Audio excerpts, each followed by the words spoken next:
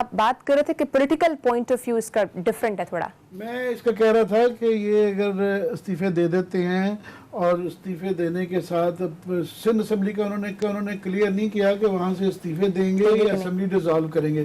फर्ज करें असेंबली भी डिसॉल्व करते हैं तो मैं कह रहा हूँ लीगल लकूना भी कोई नहीं आता और अखलाकी तौर पे भी इनकी वो वाली पोजीशन नहीं है कि इन केसेस के साथ और ये तमाम जो रसीदें ना दिखाने की वजह से एक बहुत बड़ा तबका है जो इनके साथ मुतफिक नहीं है कि इनका कोई अखलाकी स्टैंड इसके पीछे है। और सियासी असल बात ये है कि ये इस्तीफे दे देंगे, वो बाई इलेक्शन की अनाउंस कर देंगे, तो उसके बाद ये आप देखें कि बाई इलेक्शन के बाद क्या अव्वल तो पहले काफ़ी सारे लोग इनसे टूट जाएंगे जो कि जिस तरह पीटीआई के जो थे वो 5-6 वापस आके बैठ गए थे, इनके भी काफ़ी सारे जो इनसे वापस नहीं देंगे। जो देंगे तो ये फिर उसके बाद क्या वो ये अच्छा लगेगा इधर से अपनी सीटों के ऊपर खुद बाई इलेक्शन लड़ रहे हैं, अखलाकी तौर पे और सियासी तौर पे नहीं लड़ते नजर आएंगे।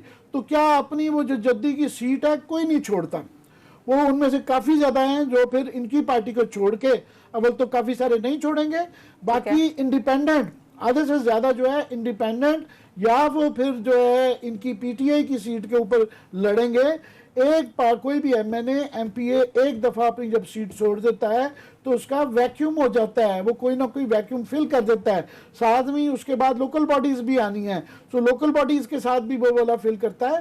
तो उसके बाद आप देखें ना उस स्टेज पे तो तब जाएंगे कि अगर ये जलसा और इनकी ये जो रैली है ये फेल हो जाती है, इसके पिनिकल पे जाके वो एक किस्म का इस्तीफे देना एक शिकस्त है।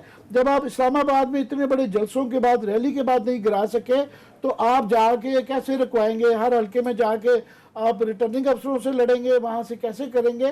तो जितने भी उसके सिनारियो मैं सोच सकता हूँ मेरे लिए उसका मुश्किल है। लास्टली मैं ये कह दूँ कि वो इसलिए भी टूटेंगे इनसे, इनके मुस्लिम लीग के खास तौर पे इकरार साहब की उम्मीद है कि ये लोग जो है ना इसी तरह इनका तजिया ये है कि जनाब ये इस जिस तरह पीपल्स पार्टी इस प्रोसेस से गुजरी तो ये वो पीपल्स पार्टी का खमीर और था, अब पीपल्स पार्टी का भी काफ़ी सारा बदल गया, मगर 70s में बिल्कुल डिफरेंट खमीर था। इनका खमीर कुछ ज़्यादा नहीं बदला बल्कि आगे से ज़्यादा एलिटिस्ट अशराफिया ज़्यादा आ गई भी है। तो ये एक तो मुझे मुश्किल नजर आता है। दूसरा इसलिए इनके लोग टूटेंगे कि उनको नज़र आएगा कि जनाब नवाज शरीफ का और मरियम साहबा का या जो शरीफ ख़ानदान है ये तो इसलिए समझ आती है कि इनके ज़ाती जायदादें बुलाने के लिए हैं, तो उनके लिए they have not you have nothing to lose but your change, उनका तो सब कुछ जा चुका है। उनके जनाब हम इस्तीफ़ा देते हैं तो हमारा बहुत जाता है, हमारी ख़ानदानी सीट जाती है, हमारी सियासत जाती है, हमारी वो जो टोर कहते हैं ना पंजाब में जो है ये रोब दाब चला जाता है, तो हम तो किसी काम के नहीं रह जाते हैं। तो कोई भी एमपीए एमएनए किसी से पूछ ले वो आप उससे ज़रा सा साइड पे ले जाके वो कहेगा ये पागल है मरवा रहे हैं। ये एक बिल्कुल ये जो पोस्टिंग भी किया है मैं समझता हूँ वो भी इनके लिए नुकसानदेह है। अब सारा ध्यान ये बहस ये हो रही है, हम जलसे में तो बहस नहीं कर रहे कि लाहौर का होना या नहीं होना, हम भी यही बहस कर रहे हैं, पार्टी में भी यही बहस हो रही है। सर अगर नून लीग वाले इस्तीफा दे भी देते हैं, पीपल्स पार्टी वाले नहीं देंगे, तो इससे क्लैश सिर्फ पीडीएम में पड़ेगा, इमरान खान की हुकूमत तो कोई खतरा नहीं होगा।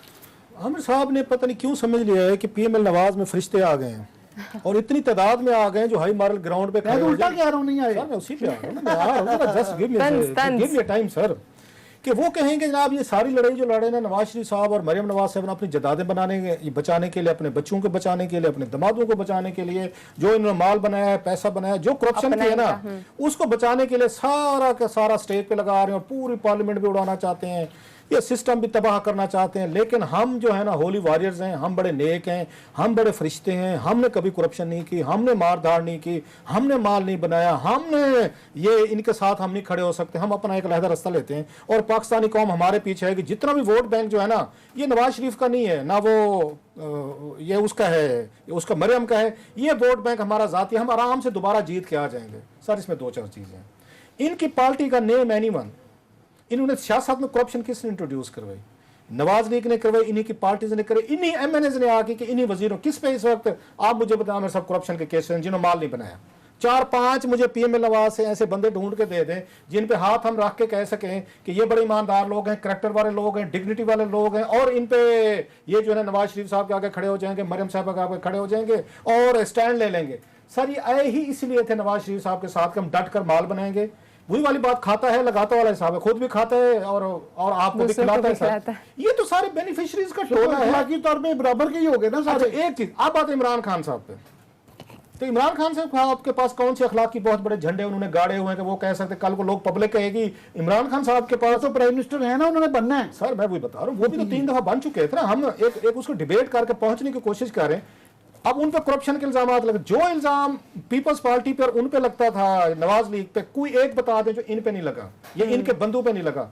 आपको जो सबसे बड़ा लगता था मनी लॉन्ड्रिंग का, इमरान खान साहब की वो जो आके टांट कर दोनों एटीएम्स पे लगा सर, आपके अलीम खान साहब पे भी लगा और आपके जहांगीर तरीन साहब पे भी लगा। एक डिस्क्वालीफाई हुआ, दूसरे को नायब ने उठा लिया था, ये दोनों थे ना, उसके बाद बराबर हो गया।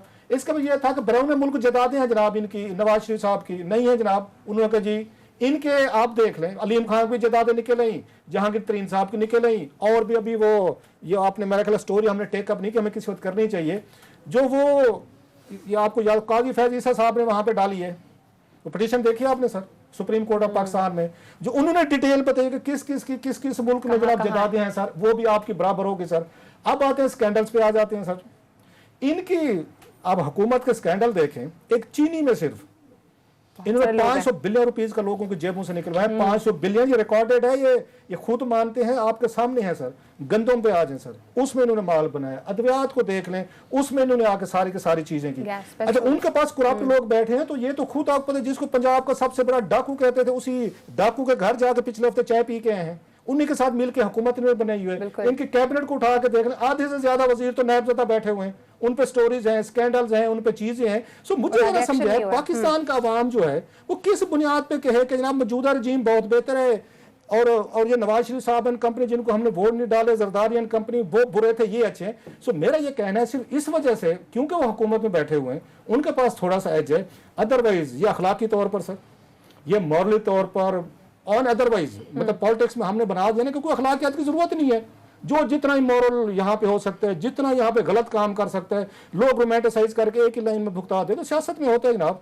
स्ट्रेट बेड फेलोज के साथ चलते, कल के दुश्मन आज के दोस्त, आज के दोस्त कल के दुश्मन। हमने पूरी कौम को ये समझा दिया है जो जितना बड़ा ये करप्ट है, इमोरल है, गलत काम करता है, दो नंबर करता है, अपने वादे पूरे नहीं करता, झूठ बोलता है, ये सियासत है।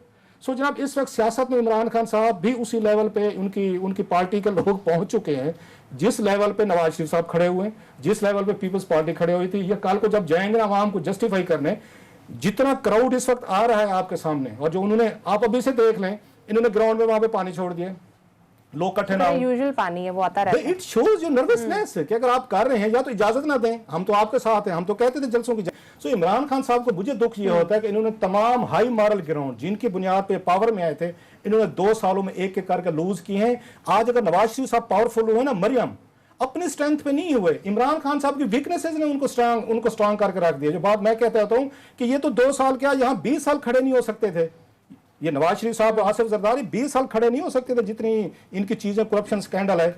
इमरान खान साहब को दाद ने 20 महीने में इनको खड़ा कर दिया सर जी। मैं लास्टली सिर्फ ये कहना चाहूँगा क्लास साहब कि पीपल्स पार्टी की government with all it's fault, Noon league की गवर्नमेंट जो है, उनके तमाम इस स्कैंडल्स के बावजूद, और रोज़ ये बहस चलती थी कि आज गई कि कल गई, दोनों 5-5 साल पूरे कर गए, हालांकि अंपायर की उंगली के अगेंस्ट थी।